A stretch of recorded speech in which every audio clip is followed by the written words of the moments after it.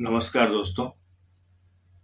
आज मैं एक बार फिर आपके सामने उपस्थित हुआ हूँ म्यूजिक थेरेपी के इस दूसरे एपिसोड के साथ। इसके पहले मैंने आपको म्यूजिक थेरेपी के परिचय के बारे में बताया था कि म्यूजिक थेरेपी कैसे काम करती है। आज मैं उस मेडिकल प्रॉब्लम के बारे में आपसे चर्चा करने आया हूँ जो इन दिनों प्रायः सभी लोगों में पाई जाती है, चाहे वो बच्चे हों, चाहे वो बुजुर्ग हों या वो हमारे युवा साथी हों। कहीं भी जाइए आपको यही सुनने को मिलता है कि यार क्या करें, हमारा जो बच्चा है वो पढ़ाई लिखाई तो बहुत करता है लेकिन उसको कुछ याद ही नहीं रहता। हमारे युवा साथी कहते हैं कि ऑफिस में वर्कलोड इतना है कि क्या करूं, कुछ कुछ भूल जाता हूं।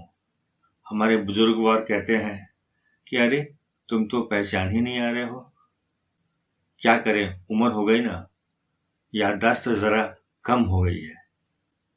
याददाश्त में कमी, स्मरण क्षमता में कमी, यह जो समस्या है वो प्रायः सभी लोगों में देखी जा रही है। तो मैं आपके सामने आज इसी समस्या के उपचार के लिए उपस्थित हुआ हूँ।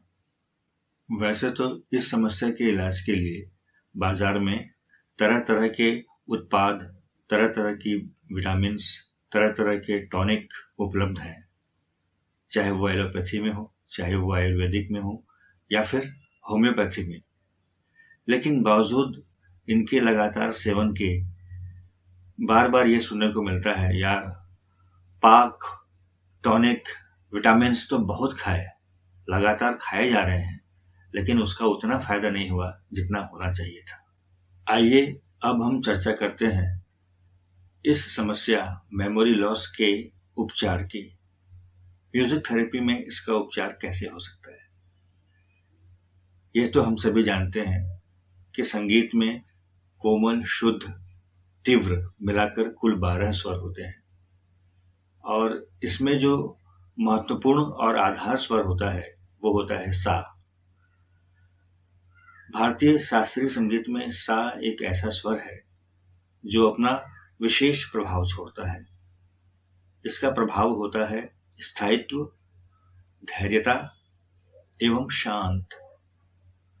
और जिस भी राग में, जिस भी स्वर सन्निवेश में इस स्वर का प्रबलता से प्रयोग किया जाता है, उस राग के श्रवण से, उस राग को सुनने से हम इस समस्या का हल आसानी से निकाल सकते हैं।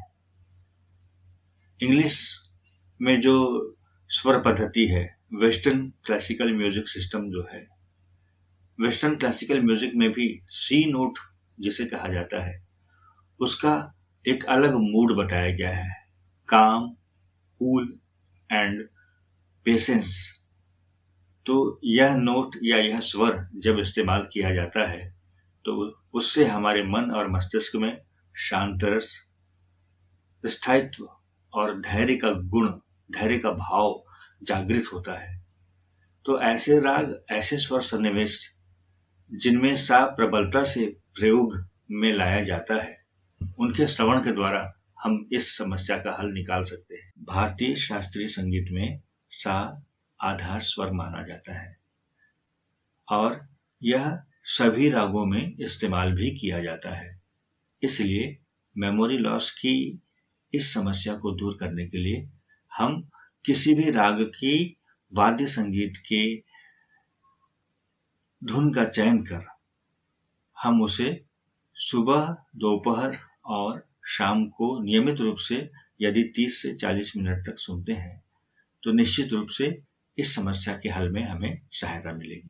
यह मेरा विश्वास है कि अगर आप इस वीडियो के साथ दिए हुए जो म्यूजिक थेरेपी के डिफरेंट डोजेस हैं उनको नियमित रूप से, हालांकि ये 10-10 मिनट के डोज हैं, इन्हें 3 या 4 बार कुल 30 से 40 मिनट तक आप सुनते हैं तो आपको इस समस्या से निजात पाने में बहुत सहायता मिलेगी।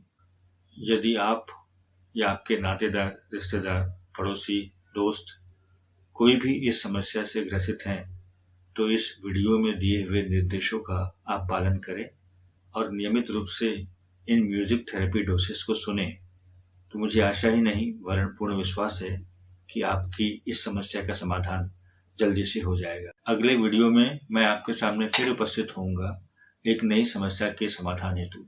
तब तक के लिए इजाजत दीजिए। नमस्कार।